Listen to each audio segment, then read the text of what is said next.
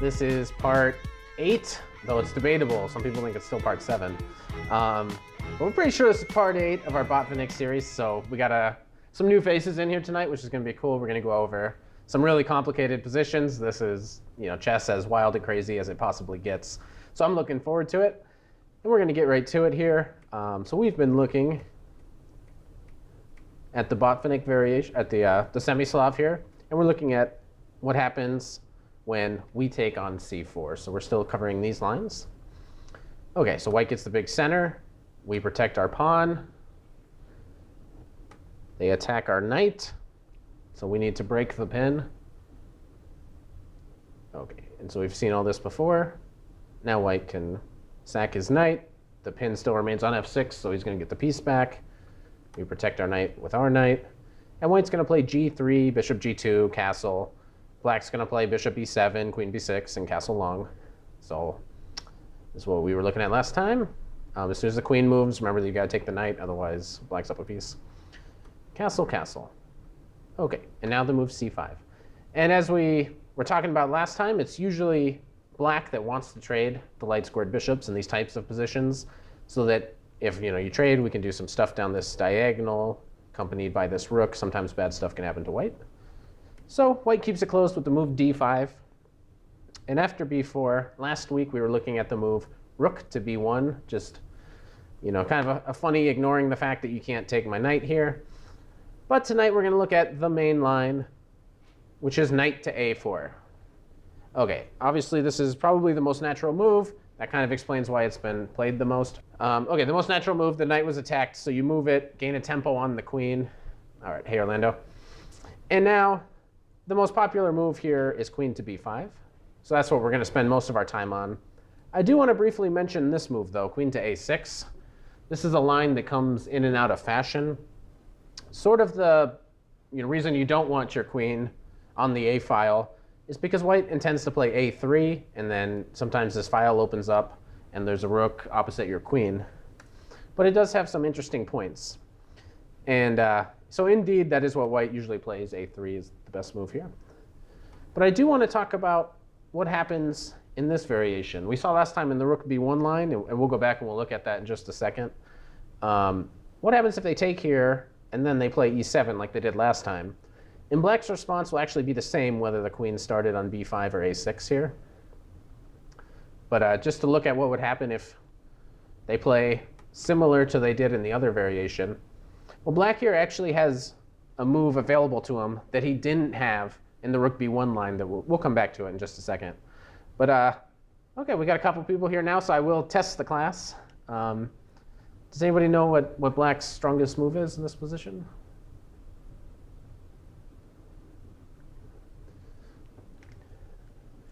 So I don't know if it helps or hurts to have seen or not seen the rook b1 lecture.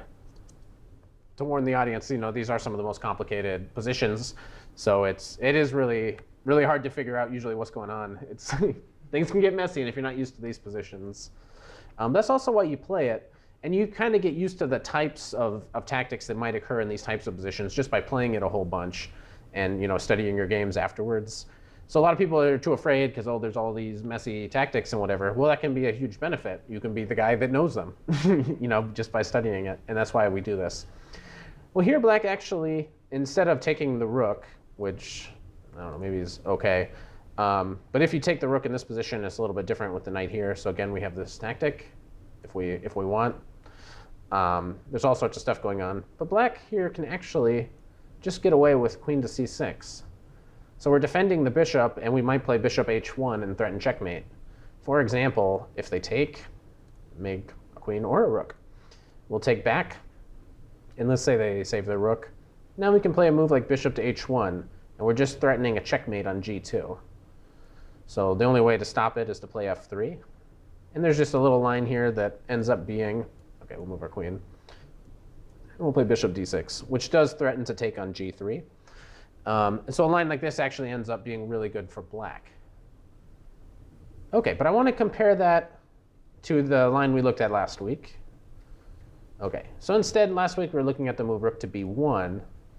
And here after queen to a6, the move is to take. Why is this different? Okay, so if we take here, they play e7.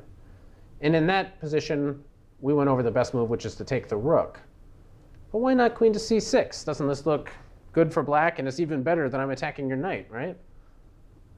Well, white here actually has an amazing move. So let's see if we can figure out why black can't do it in this position. There is a difference. So instead of the knight on a4, sorry, the rook is on b1. So what difference does it make where this knight is? a4. Okay, so you want to go here, and you're on my queen. So probably I can take your knight, and I win some material. I always want to be careful when I'm opening myself up, but I think I will take here. So I've removed the defender. You can choose if you want to take here first, which maybe you want to toss this in. And so I'm thinking in a line like this, if you trade now, I'm actually feeling pretty good. Let's pretend you take here. I guess I'm feeling pretty good here as black. I think this looks pretty good for me. I'm not too worried about this. So that is an interesting move, but it's not there is like a winning tactic. You can win right here on the spot, and it is not easy to see. This is a kind of move you could easily overlook. And if you play this, then you know you're a genius. Everybody applauds. The move here is knight b5. Okay, just threatening to take on a7. And this will just win completely for white. So you kind of have to take back, and now I can just pick up all of your stuff, and white wins. So you have that remarkable move. That's the difference. With the knight here, you might have this tactic. So that you have to be careful of. Okay, and there's been a lot of jokes about knight b5 at the club this week, just based on some people I've showed that to. Okay, but we come back to the line we're looking at tonight, knight a4. And let's see, I guess we'll cover this after a3. So we're just going to look at the queen a6 line one more time. Okay, now we can take on d5. And when they take back, a little trick, knight e5. There's a pin here on the d file, so we don't have to take back right away. We will hopefully pick up that bishop on the next turn or so, and then sometimes our knight is going to have some good squares in the future. Okay, so you take, opening the a file. We can take back, and the queen has to stay sort of in contact with f3. So queen e2. All right, now we take back. And a little tactical trick. I can't even see you with these bright lights, but okay. Is that Sunit? Yeah. It's hard to see you. And you're wearing all black just to make it impossible to see you. And Simon has these super bright lights this time. So hopefully I look pretty on the camera. Okay, so the a file, there's some discovered tricks here. Knight to c3. A revealed attack on the queen. And most games for a long time had played sort of the obvious move. Okay, protect the rook and the queen. And you go into this endgame, which probably is not so bad for white. White's pretty good in this endgame. And just to compare this position, we'll see it. We want to look at a different move for black that also made this line a little bit more popular. That kind of revived the line for a while. Okay, so here the knight is sort of taking away our bishop's nice square. Yeah, we can have a knight that goes here. But let's compare that to the activity black might be able to get if instead we play the move queen d6.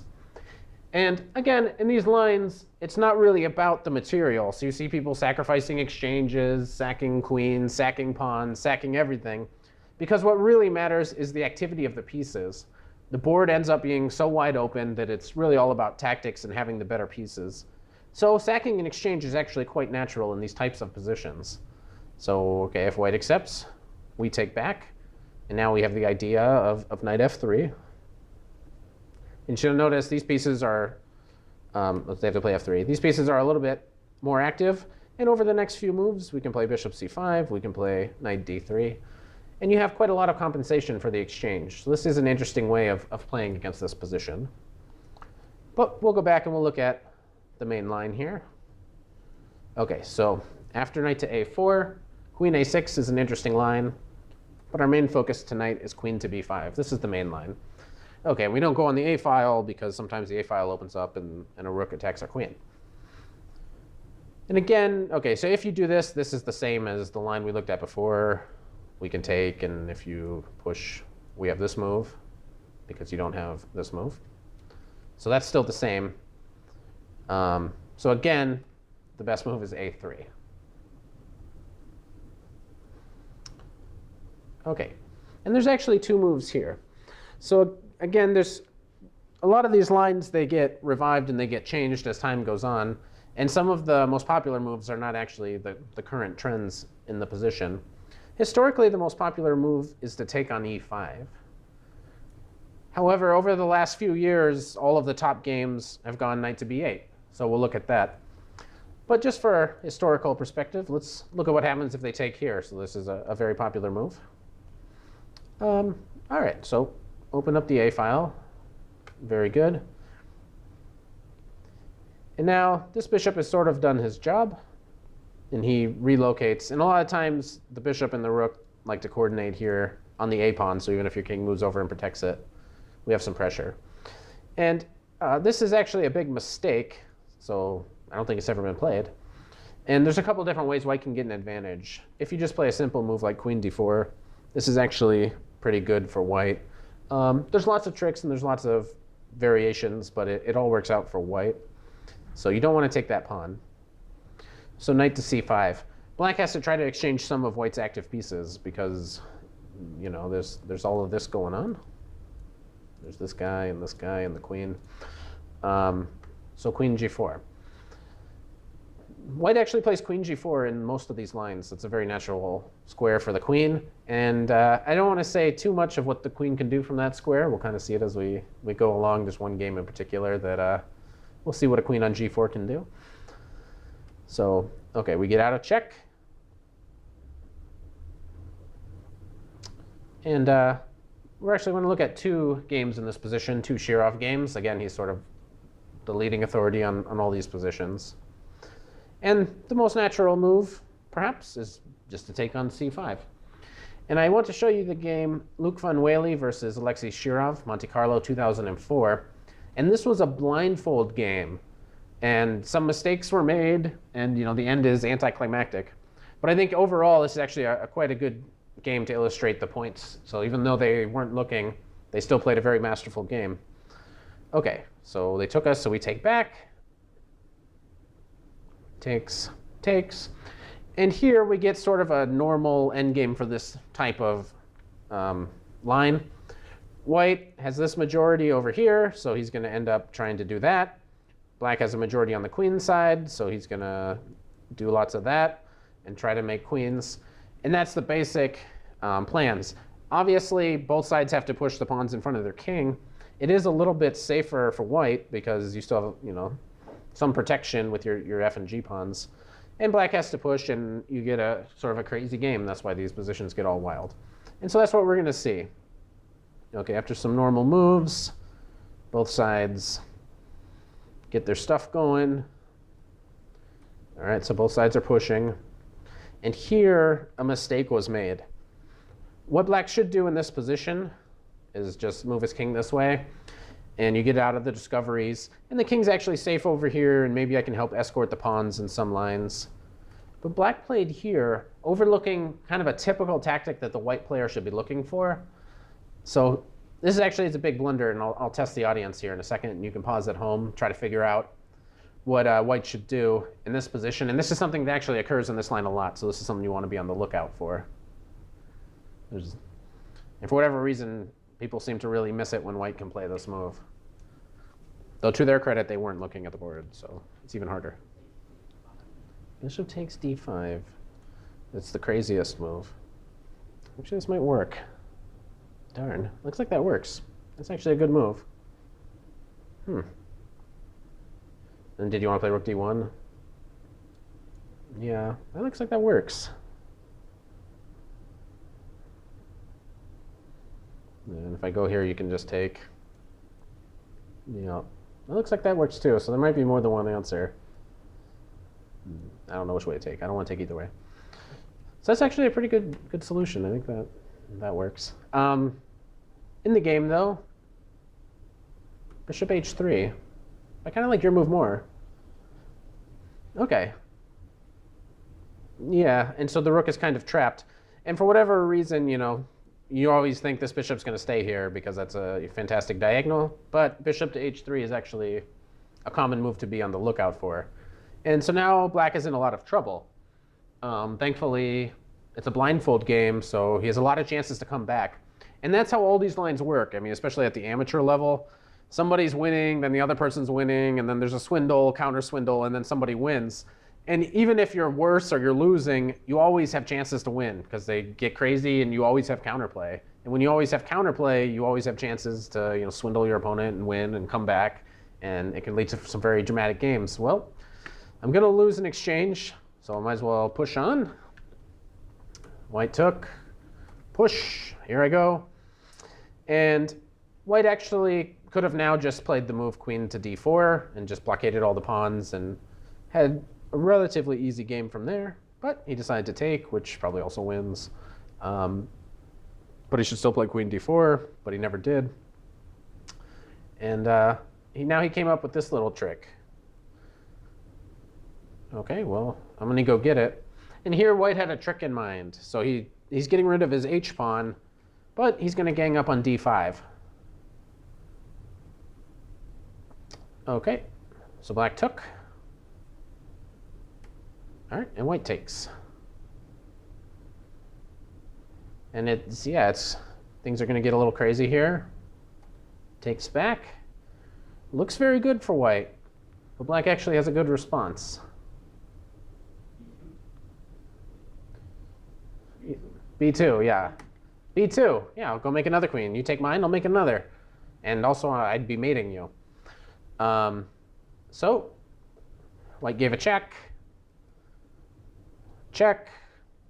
And then they did what we would do if we were all playing blindfolded. Blunder mate in two by taking this pawn. And then, oh yeah, I forgot about queen d1. And so here white had to resign.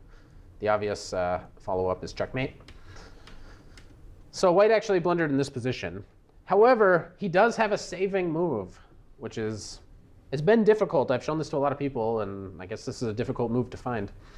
So if you guys were white, how do you, save half the point here? You only have one move, but if you play this, then it's probably a draw. Okay, so I'm going to give it away. The saving move here for white, king g2. Now you don't promote with check. So now if you promote, I can just take it. And this actually should be an equal position. There's not a whole lot. You'll just play some move here as black, queen d4 or something, and the game will continue. But okay, the obvious point is if you queen, I can just take it now, and I'm not getting mated. So that would have, saved half a point, and it's still complicated. So somebody still could have won this game, but okay. So sort of an unfitting end, but it was a very interesting game, and it sort of outlines the basic plans. White pushes his h-pawn, black pushes his majority, and off we go. So we're going to return back to this position. Once more, we're going to look at another game where we take here on d5. Takes, takes. Bishop e3, knight c5, queen g4, we block. And now we're going to see what the queen can do on g4. And this is the first time a top-level player had played this. And again, it's going to be a Shirov game. And his opponent, Ivanchuk, played the move queen g7. Yeah, so what a move to get to play. Queen g7. Wow, what a queen sacrifice. So this is Ivanchuk Shirov, Vaikansei, 1996. All right, I take your queen, right? Take your queen. Rook g8. So you got one minor piece. Now you get two. And okay, since this had been the first time it's been seen at the highest level, he played a move that is, not very good or theoretically challenging. Now, most humans today, that's like the move every human likes to play is rook takes g7, because that gets rid of a very annoying pawn. Most computers want to play rook to c7 because they just say, you puny mortal, your rook's attack, just move it away. And most Shirovs like to play the move d4. So that's what we saw in this game. And we get sort of a crazy position, and maybe it works out for black and white. Who knows what's really going on? That's the whole point, especially over the board. You've never seen it. Your opponent surprised you with queen g7. Now you surprise him with d4, and nobody knows what's going on. That's how you play these positions. You'll know when the game is over. Wow, okay. So we took. We're going to see some exchanges. We take back. Takes. And now you might be thinking, this looks pretty good for white. If you play king takes or queen takes on b7, you take there. I take on d4. I got some pressure on a7. It looks pretty good. It looks pretty good for black. But here Shirov had a little surprise. I'm not going to touch the knight. Queen b6. I want your bishop. So very complicated. If you want my bishop, come and get it. That'll give me time to save my knight. So after he took the bishop, you could play knight a5. It's a great move. But he played rook f to d1, also a good move. And now black had to make a very tough decision. And here black actually blunders. There's two pawns here that we can take. And I'll try to use deceptive language to trick you into playing the wrong move, and then I'll ask you guys what we'd play. If you take on g7, you obviously get rid of that really annoying thorn pawn, that's like you're really cramping me over there. But if I take on b2, I have 3 connected pass pawns. Now probably I'm going to lose at least one, because if my queen moves really far away, okay, check, take the c pawn. So I'm going to kind of test you guys. You have to make a decision here, and one move is right and one move is wrong. So what would you guys play? You want my g pawn or my b pawn? But here, actually, you should take one of these pawns.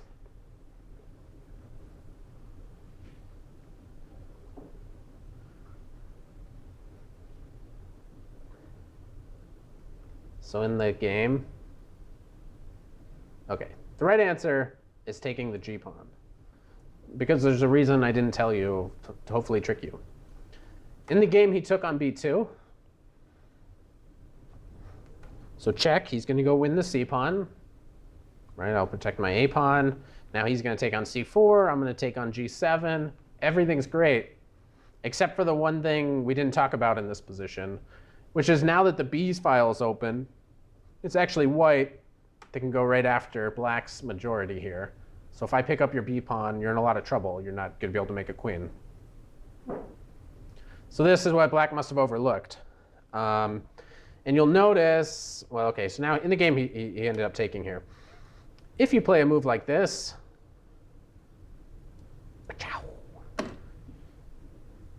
and you're dropping some stuff, okay, because here there's a fork. So even that doesn't work.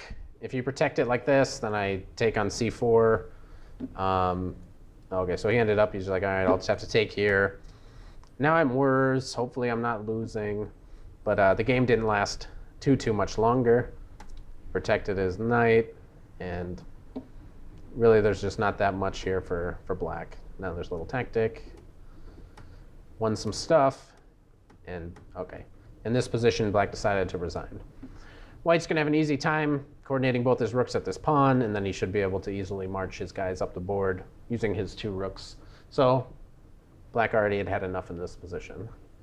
Okay, so we'll go back.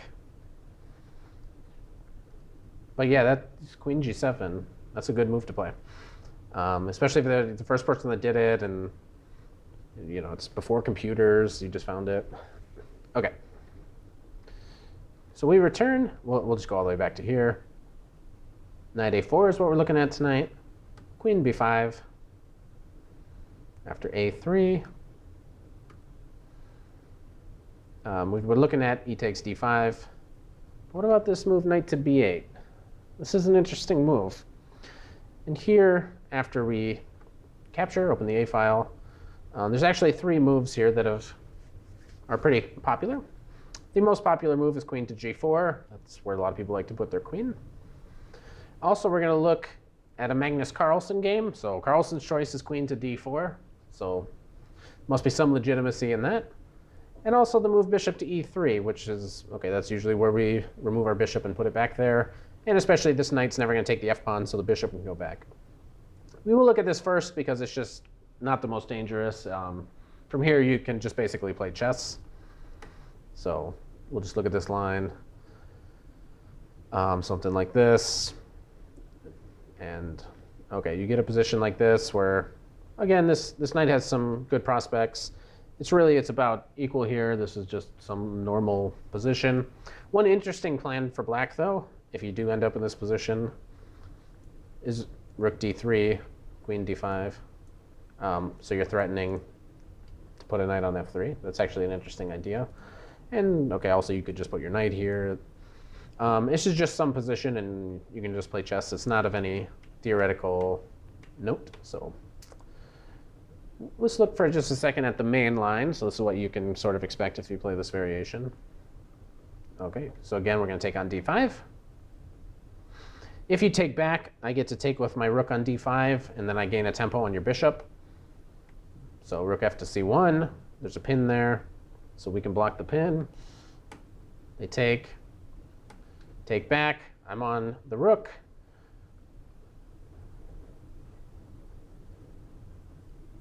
Rook takes c4. Things are about to get kind of tactical. That's what happens in this opening. So let's see if we can navigate some of these complications here. Okay, we take. And at first this might look like a blunder, because can't we just remove the defender? And when you take back, I take here, and white's doing great. Well, if you take here, I'm actually going to play a move you're not thinking about, maybe. So this is actually really good for black. But if you don't take the rook, what move would you play?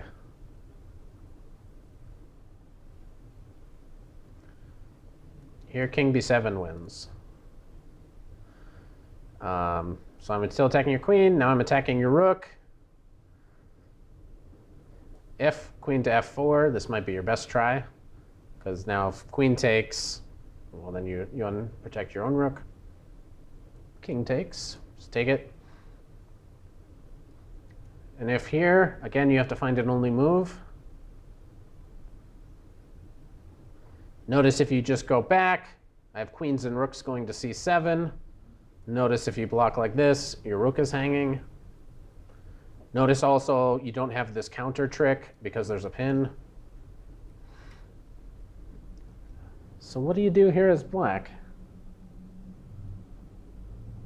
Again, there's only one move, but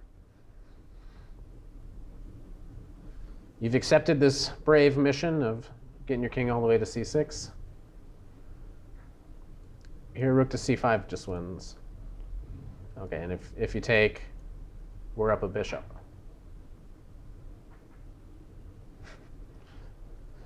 So yeah, so already there's a lot of complicated tactics just going on in this little position here.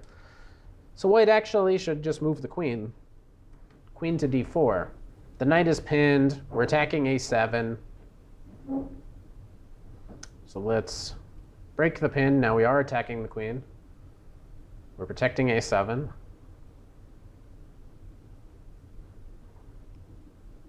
Sack and exchange. And again, you have to make the right decision here as black. If you play the right move here with black, you're going to guarantee yourself enough compensation going into this endgame. That being said, it's probably not the obvious move, just taking the rook. And I'll put these things on the board to make it easier to see the next tactic. Now there's a loose rook and a king, so we can check and take the rook. So with that in mind, we're going to lose our rook whenever we take back on c6. Rook takes g3. And white had better be careful. If you take back this way, some bad stuff might happen along the h-file. So instead, you have to take this way. We'll take your rook. And so you can get this endgame. And this endgame has been reached in 100 games or so. And most games are a draw. Now, the thing is for black that you've done really well. So we got 2-on-1 versus a 3-on-2. But as black, since the king has been opened up, you're always going to have lots of counterplay against the white king. For example, if you ever want to move this knight to some more useful square, well, you're going to give away control of c5, and I'm going to have my bishop go to c5. And this fact, black always has sort of an open king in all of these positions, which always gives white chances. But if you can also open up the white king, then you always have counterplay. And so this position is roughly equal. Most games go, I think, like this, and usually black goes back and forth a bunch, and then they agree to a draw. Because it's really hard for both sides to make any progress in this type of position. So this can happen. OK, but I want to go back one more time. How far back do we want to go? We'll go this far. Knight b8. OK, so that was the queen g4 line. Let's have one more look, though, at this position. I want to talk about the move queen to d4. And we're going to look at the game Carlsen versus Jan Smeets, Vassily 2010. And OK, in that game, knight c6. And here there's sort of an obvious move. If you were playing blitz, you would just do this without calculating. And then there's the move Carlsen play that you would never consider ever. And that's why he's world champion. If you were playing blitz, what's the obvious move? What would you just play automatically without calculating? We're testing your Botvinnik intuition. Pawn takes. Yeah, pawn takes. Right, you just take that knight. You sack a queen, because that's as natural as it gets in this opening. So this was not played by Carlsen, but let's have a look at this line. Now you take. So I go over here. And things might look a little scary because, again, we have this trick here as white, where there might be some sort of tactic here. And indeed there is. If you go here, knight c3 might still be a good move, but even stronger is bishop takes. If you take back now knight c3, I attack your queen, I play rook a8, and I try to checkmate you. So there is a tactic here, so you can't move your rook. e5. I'm going to take and build my pawn mass. b3. You protect the knight, and then you can swing your rook over. We play c3. This does give black a lot of hope in the endgame. OK, protected pass pawn. That's pretty cool. Rook f d1. It might be tempting, but don't give away control of the d file here, because rook d8 is really annoying. And there's not a huge, it's not a real good way to do it, because if you go here, for example, bad stuff. OK, so you don't want to give away control of that file. So instead, bishop h6. I'll challenge your bishop. So normally they take. And now you're just in time with counterplay here as black. c2. Hey, Mario. OK, so now we're going to play c1 equals queen or rook, whatever we want to do. So white says, all right, I'm going to stop you.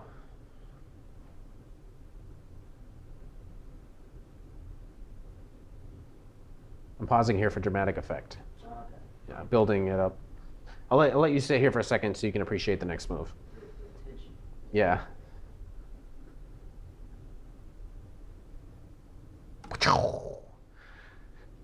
So this is sort of the main line of this variation, and both sides sack their queens.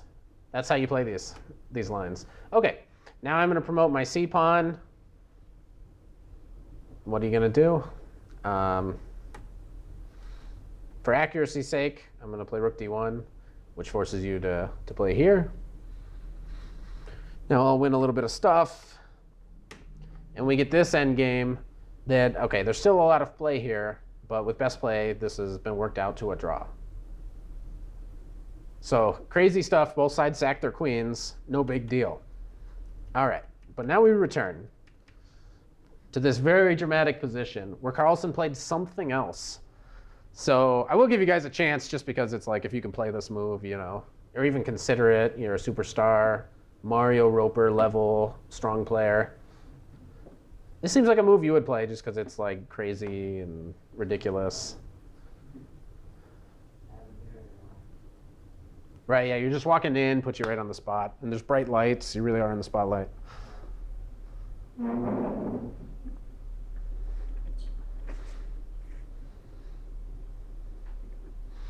Okay, so he played a move that I don't think most mortals would even consider. Knight b6. Okay, what's that all about? Oh. Okay, I take your knight. What difference does it make that the A file is open? Well, it makes a big difference. Now I take. If you take my queen, you lose. I will take here. You will go somewhere, wherever you go. I will go here.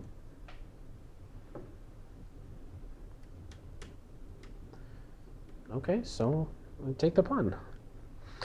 And very often it's black that wants to trade the light-squared bishops. But with an open A file, maybe it's white that wants to trade. Yeah, the open A file makes things a little different. I just have to be careful that you don't have any tricks. But maybe can I somehow use the fact that your light squares are weak? Okay, well, my queen's attacked. I'll move her away. And now, unfortunately in the game, black made an error at this point. It's probably not an error that cost him the game.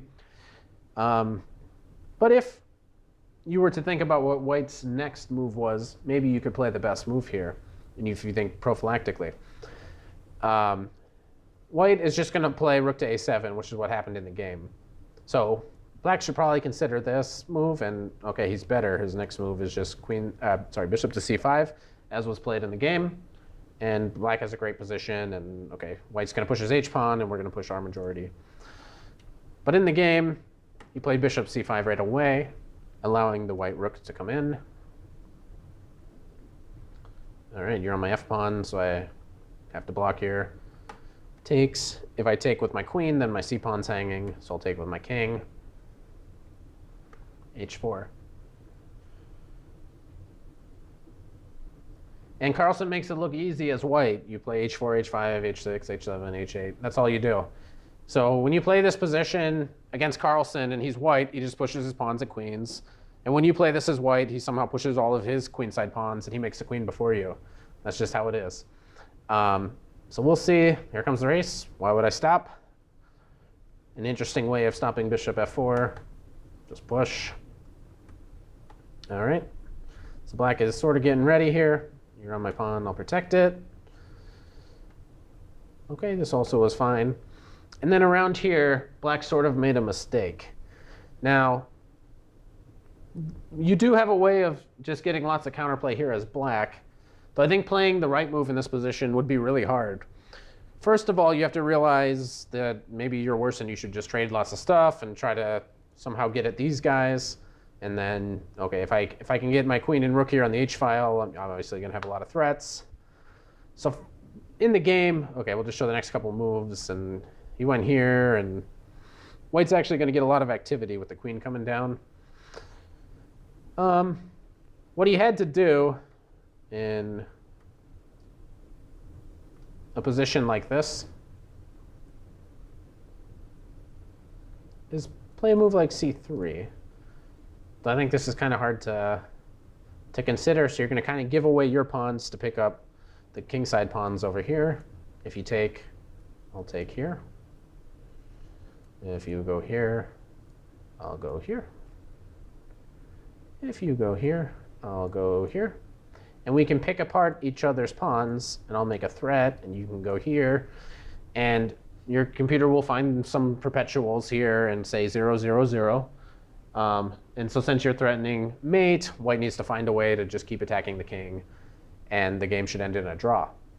Though this is not at all easy, especially over the board when you start thinking, I'm going to give away all my pawns, that's my biggest asset, but I'm going to win your pawns, and then I'll have enough counterplay, and the game will be a draw. Well, sadly in the game, after queen to g4, white just has too much play. I'm attacking d4 too many times. And here he just picks up this pawn, and his pieces are just too active. After queen e5, he found the way to win. But first he repeated, got a little bit closer to the time control, and then he found the way to win.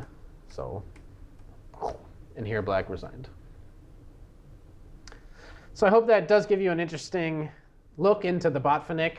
It is some of the craziest, wildest stuff in chess. Hopefully that gives you a good idea of a couple of the variations and just how crazy they can get. I don't know what your favorite move was of that lecture. You can let me know in the comments below. And as always, hit like, share, subscribe, and we'll see you next week.